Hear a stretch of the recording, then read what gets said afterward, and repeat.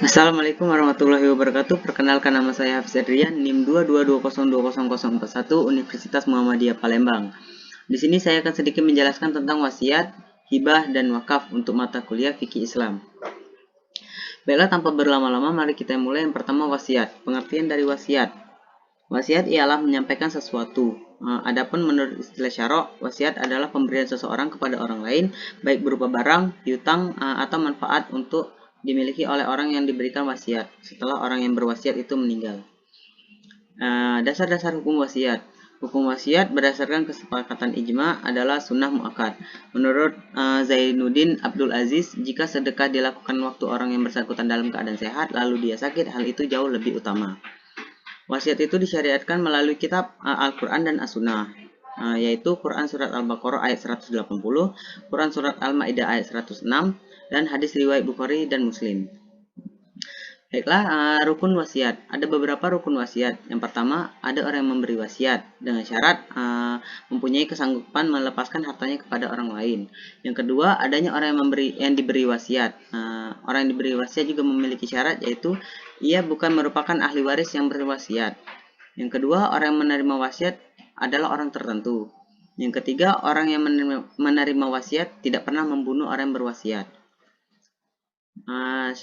Rukun yang ketiga adalah ada barang yang diwasiatkan. Harta yang diwasiatkan telah ada saat setelah orang yang berwasiat meninggal dunia. Yang kedua yang diwasiatkan haruslah harta suci. Yang ketiga, jumlahnya tidak melebihi sepertiga harta yang dimilikinya. Kadar harta yang boleh diwasiatkan. Wasiat yang diperbolehkan adalah sepertiga, bahkan kurang dari sepertiga itu lebih utama, agar ahli waris yang lain mendapatkan harta warisan. Yang kedua adalah hibah. Pengertian dari hibah. Hibah adalah memberikan kepada orang lain, baik berupa harta ataupun bukan. Dan menurut syarok, hibah ialah akad yang pokok persoalannya pemberian harta milik seseorang kepada orang lain di waktu dia hidup tanpa adanya imbalan. Dasar-dasar hukum hibah. Islam mensyariatkan hibah karena itu akan menegakkan kecintaan antar sesama manusia, sebagaimana sabda Nabi SAW, yaitu dari Abi Hurairah bahwa Rasulullah pernah bersabda, saling memberilah maka kamu akan saling mencintai. Hadis riwayat Bukhari. Dan barang siapa mendapatkan kebaikan dari saudaranya yang bukan karena mengharap-harap dan meminta-minta, maka hendaklah dia menerimanya dan tidak menolaknya, karena dia adalah rezeki yang diberikan Allah kepadanya. Hadis riwayat Ahmad. Rukun hibah. Yang pertama, adanya penghibahan, yaitu pemilik sah barang.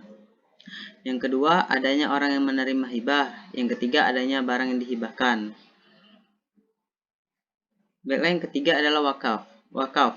Pengertian dari wakaf berarti menahan. Menurut istilah berarti menahan harta dan memberikan manfaatnya di jalan Allah. Definisi lain, wakaf ialah menahan harta yang mungkin diambil manfaatnya tanpa menghasilkan atau merusak bendanya dan digunakan untuk kebaikan. Dasar-dasar hukum wakaf.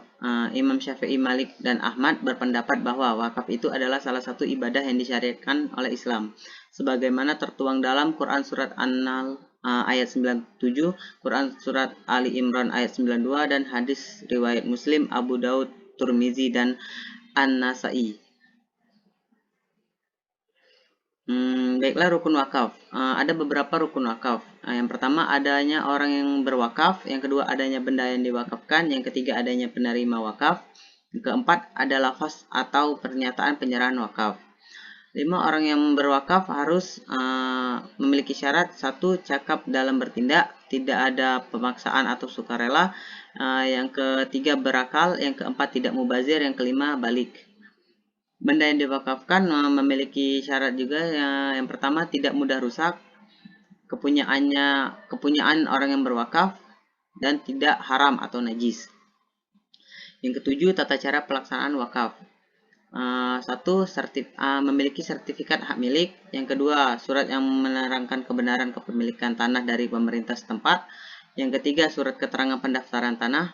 Yang keempat, izin dari kepala daerah atau bupati. Yang kedelapan, akibat perwakafan. Menurut Imam Syafi'i, Malik dan Ahmad bahwa wakaf yang telah dilaksanakan signat maka sudah resmi berpindah hak dari perwakafan kepada penerima wakaf. Baiklah, sekian penjelasan dari saya. Wassalamualaikum warahmatullahi wabarakatuh.